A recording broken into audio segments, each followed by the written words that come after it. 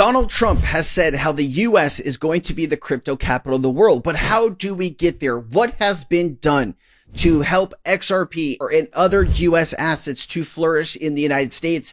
This is a fantastic video. It's going to go through all of the updates that have happened over the last 6 months, the steps the Trump administration has taken to really become the crypto capital of the world. Listen up. We're going to go through it. I'm going to give you the context when need be. Let's start here. The president has said we will make the United States the world capital of crypto. He's appointed an AI and crypto czar. The head of the Presidential Council of Advisors for Digital Assets, the chair of the Council of Economic Advisors, all of them strong crypto supporters.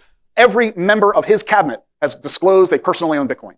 His Treasury, Commerce, and Labor secretaries, all huge proponents of crypto. This is probably why they push so hard for Bitcoin adoption. It is the biggest cryptocurrency. So yes, it would be good to see them starting to talk about or push up XRP, HBAR, Solana, any one of these American-made cryptocurrencies. The chairs of the SEC, CFTC, FDIC, OCC, and the SBA, all strongly supporting crypto. This is a 180-degree turnaround from the Biden administration. Same thing in the Congress. The chairs of the House Financial Services Committee, the Senate Banking Committee, and the chairs of the Digital Asset Subcommittees, hugely supportive of crypto. A majority of both parties in Congress now support crypto. This is a total reversal of what we've seen over the past 4 years.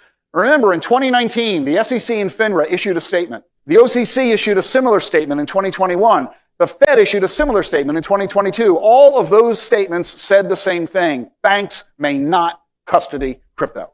Banks can't trade it, they can't hold it, they can't engage in any way. And this froze out, due to the Biden administration, banking engagement in crypto. On March 7th, the OCC issued an update. That was followed in April by the Fed and May by the SEC and FINRA.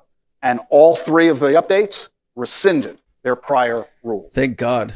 Banks are now permitted to engage with crypto with no restrictions, any different from everything else that they do.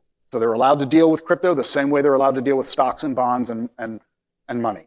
And the Department of Labor, remember when Fidelity announced that they were going to allow all of its 401k accounts to buy Bitcoin? Fidelity, the biggest 401k provider in the country.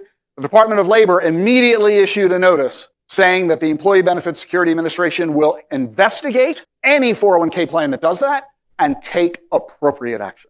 Scared the hell out of every 401k plan in the country and froze out Fidelity's efforts to put Bitcoin in 401ks. This is one of the reasons why you haven't seen any real growth over the past, few years in the crypto space, and just allowing 401ks to be able to invest in Bitcoin and maybe XRP and Ethereum and a few other selected assets will make the biggest difference from getting the price from maybe a few dollars into dozens, $50 or $100 or even higher for some assets like XRP, in my personal opinion. If you can put in $500 billion or $1 trillion of value and you get some type of multiplier with that value, that could have a tremendous impact for everybody here. That was in 2022. Department of Labor rescinded that notice. It was a good video.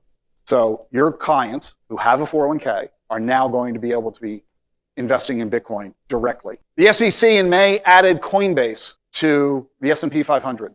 Now you figure, okay, Coinbase is finally big enough to be able to be included in the top 500 companies. And when a company gets first added to the S&P, it's because their assets are finally big enough to meet the minimum value. That would expect you to put Coinbase where? Number 400, 450, 475. It came in at 157. What took the S&P so long to say yes to allowing Coinbase in the S&P? Because they didn't want crypto in the index. They've totally reversed their position. And then, of course, there's Jamie Dimon, who in 2019 said, I'd fire in a second anyone who trades Bitcoin. They're stupid. In May, he said, we're going to allow our customers to buy Bitcoin. And listen, if you are listening to, CEOs of banks, sometimes they're going to tell you what you think you want to hear, right? Jamie Dimon, if his plan is to actually buy this asset cheaply, right, off the open market, he is going to do everything he can to lower the price for either hit the bank buying it or the customers to buy it.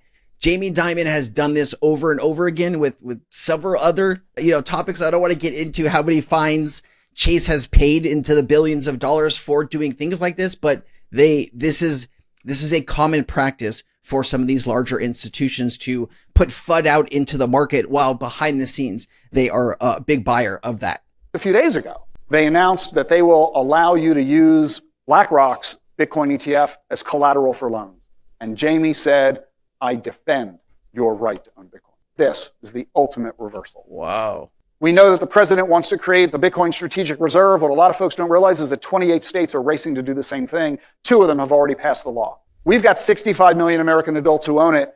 83% say they're long-term believers in this technology. 72% say they're going to regard this as a key component in their strategy. 69% plan to add to their holdings in the next 2 or 3 years. If you're not letting them do it with you, they're going to do it without you. They're not going to wait on you. They're not going to be dependent on you. And millennials, 83% of them own crypto among the millionaires. Teenagers, T. Rowe Price does a study of teens, and I said, if I gave you $100 to invest, what would you buy? 57% said they buy crypto. Only 38% said they buy stocks. And you have to imagine that a lot of elderly parents are leaving money to their kids, right? We nobody lives forever. That hasn't been invented yet. Or if it has, nobody's told me. But there's going to be trillions of dollars that is passed down to the younger generation. And what does that younger generation want to do? They want to buy crypto. It is the number one thing here. Buy stocks is 38%. Buy crypto is 57%. After you get crypto regulation that goes, that basically allows anybody in the United States to buy, own crypto and probably to custody at their bank, people will trust it even more. You got to remember, we've had the last 4 years getting beat up in the crypto space. There's not a lot of trust in the industry. There's a lot of scams. There's a lot of people that just don't want to be here. But once you start to get regulation passed, once you start to get regulators that will actually do something to stop the scams, then you can have an industry that will flourish here in the United States and all around the world. People are underestimating how much money is about to come into the space. And let me tell you, it is going to shock most people. 90%, 95% of people will be shocked. But the other 5%, that is you. You're not going to be shocked because you have done the due diligence, the research, and this is why you were here. You were here first. You were here early, and you will be the first to retire early if and when this all works out. More than half said crypto is the future of investing. Billionaires own crypto, endowment funds own crypto, pension funds own crypto, hedge funds, half of them own crypto, 3/4, more than half said crypto is the future of investing. Billionaires. Okay, billionaires. Okay. Own crypto, endowment funds. So schools, universities. Pension funds own crypto. Pension funds in South Korea, Michigan, Fairfax County, Virginia, Houston police, Jersey City. So these are government workers that are now being able to invest into Bitcoin and I'm sure other crypto assets. Crypto, hedge funds, half of them own crypto. 3/4 of family offices own crypto. And when the Bitcoin ETFs came out, all the public companies had to announce whether or not they were allocating. Immediately with the Bitcoin ETF launch in Q1 of 24, over 900 public companies announced we own those ETFs. The number is growing every single quarter. Already 90 public companies have Bitcoin in their treasury, and it's projected that 1/4 of them will by the end of the decade. A lot of people don't realize that among the biggest holders of Bitcoin in the world, US and China. And among you, half of the advisors in this country personally own crypto, although only still 20% are recommending it to clients. And this is just the beginning, ladies and gentlemen. This is just the beginning. So we've got executive orders. Like, what has Trump done? If you missed all of this stuff, let's kind of recap. There's been executive orders and regulatory clarity since he got into office in January 2025. The creation of a U.S. crypto strategic reserve. In March 2025, Trump announced a formation of a U.S. crypto reserve, which includes major cryptocurrencies, Bitcoin, Ethereum, Ripple's XRP, Solana, Cardano, and a few others. Now, remember, there's not money to buy these other assets, but they're going to at least hold them and not dump them or sell them on the open market, which the Biden administration had previously done. The strategic reserve and the U.S. digital asset stockpile will be managed by the Treasury, and the XRP explicitly named as one of the 5 core assets. The government will not use taxpayer funds to acquire new assets for the stockpile. So how do we get taxpayer money into the cryptocurrency space, into the strategic reserve? You would need to get Congress involved. If you want to spend taxpayer money, it cannot be an executive order. It needs to be a bill that is written into law and then put into, whatever value is earmarked by Congress and the Senate to put into crypto. You're going to be able to do that. Now, could that happen after we get regulation? Absolutely. I wouldn't say it couldn't, because there is such a big push right now from both sides of the aisle, right? Thank God Republicans have been here pushing crypto regulation the last few years, because, they have probably done a lot of the legwork. Now you are getting, some Democrats crossing the aisle to vote with Republicans to pass this. And I think that is the smart way to go about this. This shouldn't be a bipartisan issue. This should be We want to do this for the good of America and the rest of the world, and this is how we're going to act. Regulatory relief and enforcement changes. The SEC under Trump appointed leadership, crypto task force, rescinded controversial guidance. We talked about a lot of this already. And then, of course, Trump's SEC chair, Paul Atkins, is very crypto friendly. And he actually, further benefiting for Ripple and the broader crypto push as he's given clear guidance for digital assets. Direct support for institutional endorsement of Ripple and XRP, right? We've had so many updates that have been bullish for XRP. Obviously, it's just a matter of time before the spot XRP ETF gets passed. And if you looked at the numbers for the Bitcoin spot ETF, if you go research this, go JP Morgan's market cap multiplier for Bitcoin spot ETF. JP Morgan analysts said that they believe for every $1 that came into the Bitcoin spot ETF, that it would affect the price, the market cap for Bitcoin of $25, giving you a 25x.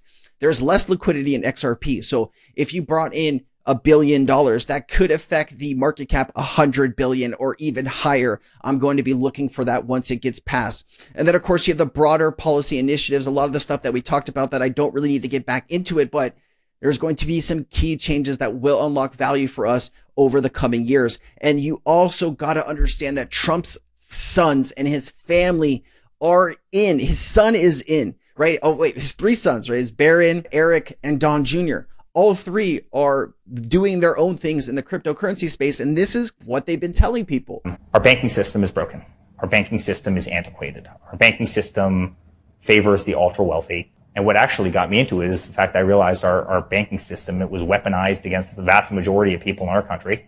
Either the people that don't have the zeros on their balance sheet, or people who might have worn that red hat that said, make America great again. And it forced me into the crypto world. And I'm telling you, if the banks don't watch what's coming, they're going to be extinct in 10 years. If the banks don't watch what's coming, they'll be extinct in 10 years, maybe less. These banks are going to be, they understand how important the technology is, what they can do, how much money they can save, how much better they can offer customers, like the technology that they can offer customers. It's all happening right here, right now. The question is, do you want to be involved? And if you do, following this channel and watching my content might help you become, even more educated in the crypto space. I'd love for you to keep watching my content. If I can provide any other value, please let me know. If you got value from this video, please let me know down in the description. I hope you have a great day. If you're interested in joining, I have a crypto community called Cryptonaires. We'd love to have you a part of that. There's information constantly being shared in that community that allows people to, make hundreds of a percent, sometimes even thousands of a percent on new crypto projects, especially when we find them early. I'll see you around the community, guys. Aloha. Nothing in this video should be taken as financial advice. This is for entertainment purposes only. I am not a financial advisor. Please seek financial advice if you need it. Let's get back to the video.